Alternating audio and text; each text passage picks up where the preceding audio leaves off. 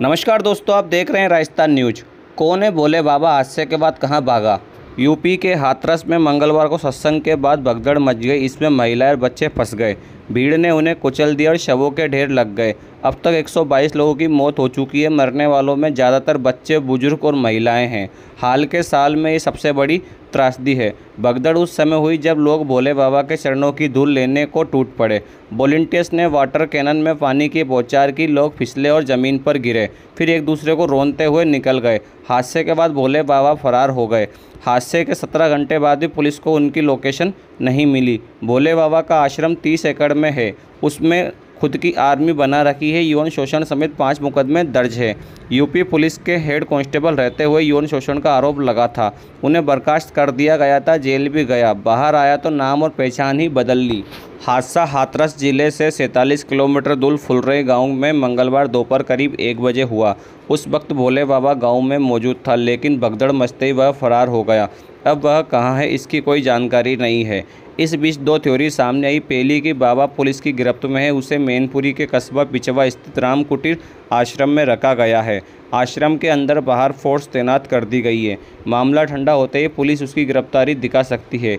दूसरी थ्योरी में यह बताया जा रहा है कि बाबा ने अपना मोबाइल बंद कर लिया है, वह फरार हो गया है। उसकी लोकेशन पुलिस को नहीं मिल रही।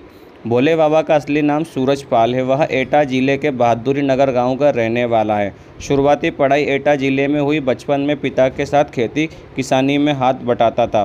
पढ़ाई के बाद यूपी में नौकरी लग गई। यूपी के 12 थानों के अलावा इंटेलिजेंस यूनिट में सूरज पाल की तैनाती रही। यूपी पुलिस में हेड कांस्टेबल की नौकरी के दौरान 28 साल पहले सूरज पाल इटावा में भी पोस्टेड रहा।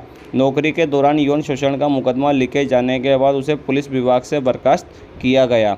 पुलिस से छूटने के बाद उसने अपना नाम नारायण हरि उर्फ साकार विश्व हरि रख लिया और उपदेशक बन गया। लोग उसे भोले बाबा कहने लगे। उसकी पत्नी भी समागम में साथ रहती थी। बाबा का गांव में आश्रम 30 एकड़ में फैला हुआ है, जहां किसी देवता की मूर्ति नहीं है। 2014 में उसने बहादुर नगर से मैनपुरी के बिचावा में अपना ठिकाना बदल लिया और आश्रम का प्रबंधन स्थानीय प्रशासकों के हाथों से वे छोड़ दिया। सूत्रों ने बताया कि श्री पाल के ठिकाना बदलने के बावजूद आश्रम में हर दिन 12,000 तक लोग आते थे। वह कारों के काफिले के साथ चलता था। मीडिया से दूरी बनाए रखने के वाले बाबा की गांव-गांव कहरी पेट है। अनुयायी हुए उसे भगवान शिव की तरह पूजते थे, इसलिए उसका नाम भोले बाबा पड़ गया।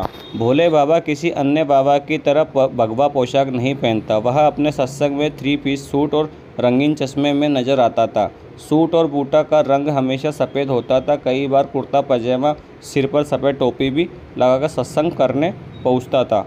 भोले बाबा अपने समागम में दावा करते थे कि 18 साल की नौकरी के बाद 90 के दशक में उन्होंने VRS लिया है। उन्हें नहीं मालूम कि सरकारी नौकरी से अध्यात्म की ओर खींचकर कौन लाया है। VRS लेने के बाद भगवान से साक्षात्कार हुआ।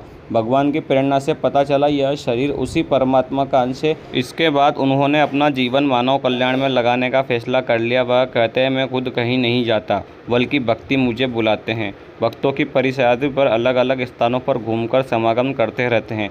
इस समय उनके कई IAS IPS अफसर चले हैं।